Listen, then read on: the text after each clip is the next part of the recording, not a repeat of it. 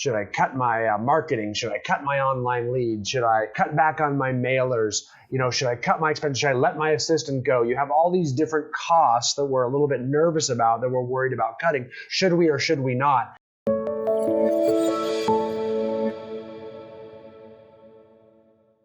Hi, this is Brian Eisenhower, and I'm here to talk to you a little bit about the different ways that real estate agents can adapt their business model during the coronavirus crisis.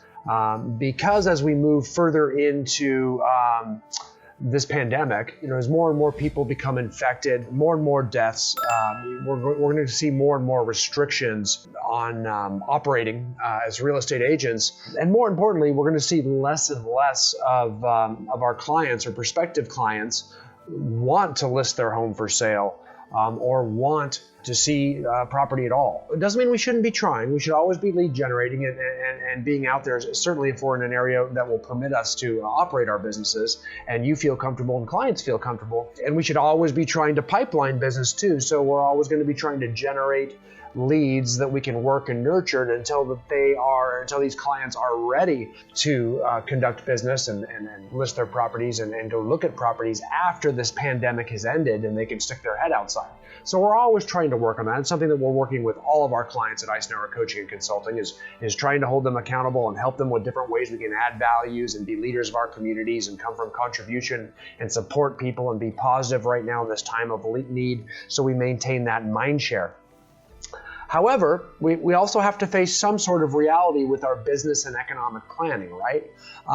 In all likelihood, there is a chance that if this pandemic goes longer and longer, we are going to see a decrease in total sales volume as agents. Now, even though housing prices may not affect it, in fact, a shortage of supply might even send prices up, as many economists are now starting to predict, because less people want to sell their house, that's going to decrease the amount of supply. So that could send prices up. However, sales volume can also go down while prices go up. It's very possible to just sell one or two houses in an area at a higher price because they're the only home available, and it's a high price. We get a high comp, prices go up, but that's the only sale that occurs in that area for a while. Because there's this limited amount of sales, there's less commission income out there available to agents. So sales volume can go down, commission can come down. So we have to not only focus on offense, we also have to look at defense too as agents. So we have to kind of watch our bottom line and ensure that we're doing everything we can to get through this time period.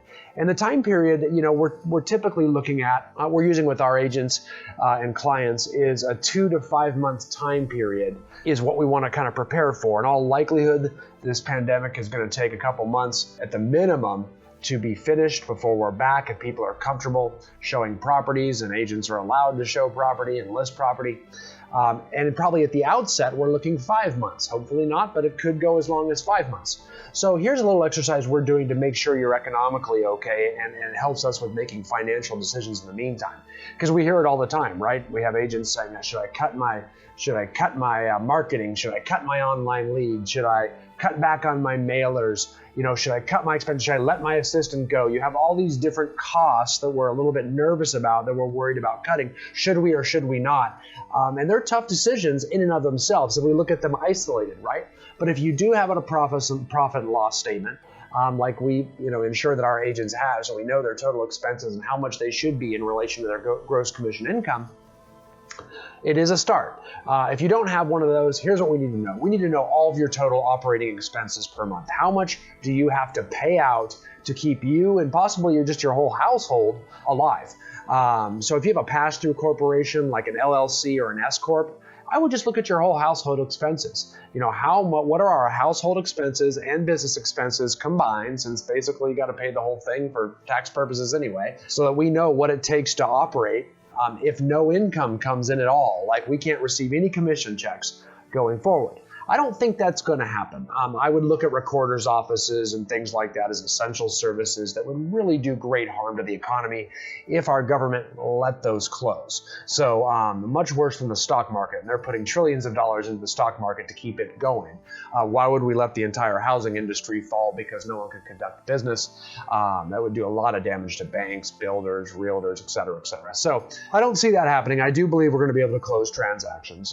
However, let's just go worst case. Let's say, okay, how much is your monthly expense? Let's say that it costs you $10,000, $15,000 a month. We'll say 10 just for round numbers. It's probably a little light, but let's say it's $10,000 to run your business, keep the lights on at your house, pay for your internet, groceries. If it's $10,000 a month, then I would, just to be safe, go out 5 months.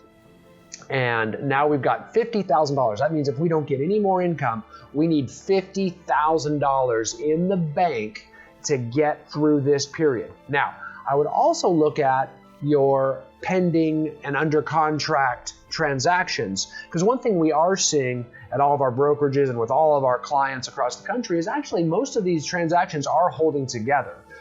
When people get in the mode to move, they want to hurry up and move. So there isn't a lot of fallout right now. I'd calculate maybe a 10% fallout rate. So if you have $50,000 in commissions that are under contract waiting to close right now, I might take $5,000 of that out. 10% of it out as a fallout rate, just to account for some of it falls out. And I would take that $45,000, whatever you have, that under contract amount that you have pending and ready to close in the near future, and I would add that to your money in the bank, right? And then take a good solid look at, hey, do I have enough money in the bank with my pending commissions included to actually get me through 5 months? If we have the ability to get through 5 months with that amount of money, okay, now we're in good shape. We may not need to cut anything, because the last thing we want to do is cut muscle. It's okay to cut fat. Things that aren't working for you, cut it. But if we are cutting muscle, things that do work for us, that can actually hurt us now and in the long term. So it's really important that we're not cutting those essential things that are part of our, business generation, marketing and advertising business model, or we're really hurting ourselves down the long run here. So knowing that we have enough in reserve should ease our anxiety and our stress. If we don't have enough in reserve, then we got to start looking at, different types of measures out there. Do you have, close family members that have some money if it's needed, if our commission income stops and we can't keep generating income? Trying to secure home equity lines of credit. Or do you have a home equity line of credit? Any type of line of credit, bank loans, hard money loans from people that just in case you get in a bind, from a father, a brother, a rich uncle, just to kind of let them know, hey, I don't think I'm going to go there, but do you have some money for me? What would that look like if I absolutely needed it? And just do your due diligence as a business person and start securing worst case financing. It's really important that you do that, because otherwise you're going to be living with that stress and that anxiety, and you're going to make a lot of bad business decisions. Possibly, you're oftentimes trapped at home with your family right now, and you're going to be treating them poorly too, with a lot of stress and anxiety, because there's a lot of good that can come out of this time with your family, and we don't need you to be stressed during that time. We want you to be there. We want you to be present. We want to get your family through this crisis. So let's secure those, alleviate that stress by kind of securing that. Just so you guys know, there is also a program called the Disaster Unemployment Assistance Program that realtors should know about. It's called the DUA. And you can just Google this, Disaster Unemployment Assistance Program. In a nutshell, what this does is it helps independent contractors, almost like unemployment insurance or unemployment payments for independent contractors. It's a federal program out there, and it provides financial assistance to jobless workers and the self-employed and the independent contractors of the world when they are unable to make a living because of some sort of major natural disaster. And it's been around for a long time, but agents are starting to take advantage of that now. Again, this isn't something you have to pay back to. It's not like deferring a mortgage or deferring a payment or getting one of these SBA, Small Business Association loans that you have to pay back. This is actually a grant, so I really don't know why all real estate agents don't apply for it, because now's the time. I would try to get that in. The phone number for it is 1-800 1-800-300-5616, 1-800-300-5616. And it consists of weekly payments that are computed the same way regular unemployment insurance is calculated. It's figured on a base period of earnings as prescribed by the law. So you reach out to them. You are going to get there is some money available for agents that can show that their earnings are being decreased. And one more time, that is the Disaster Unemployment Assistance Program.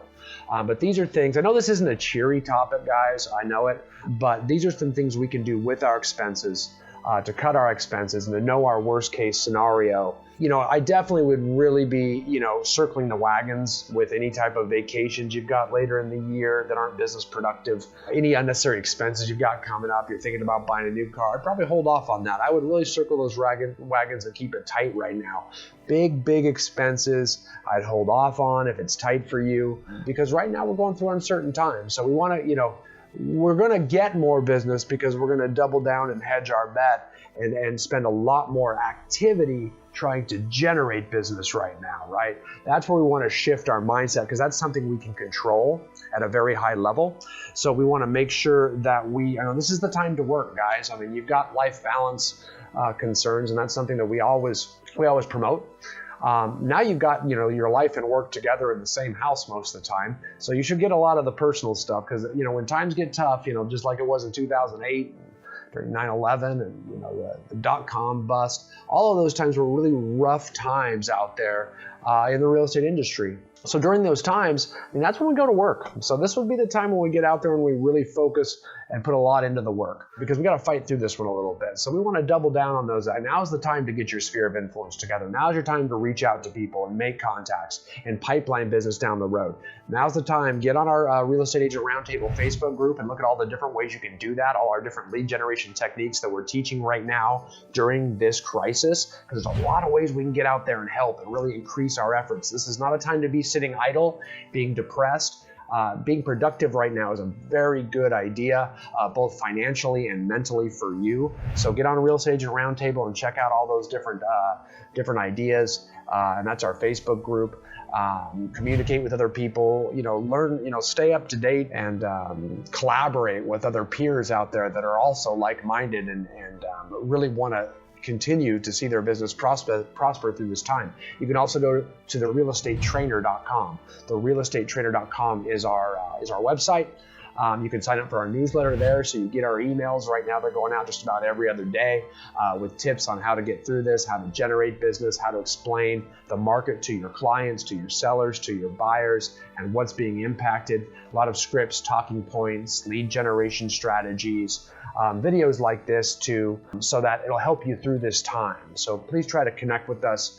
I don't like talking about topics that are a little bit dismal like this with regards to cutting expenses and disaster unemployment assistance and things like that. But we do have to be prudent right now and frugal with our business. And you'll see that if you spend the time to do this, count up your 5 months of operating expenses, count up your pending income, look at your bank statements, see if you've got enough in there to get through 5 months of no income.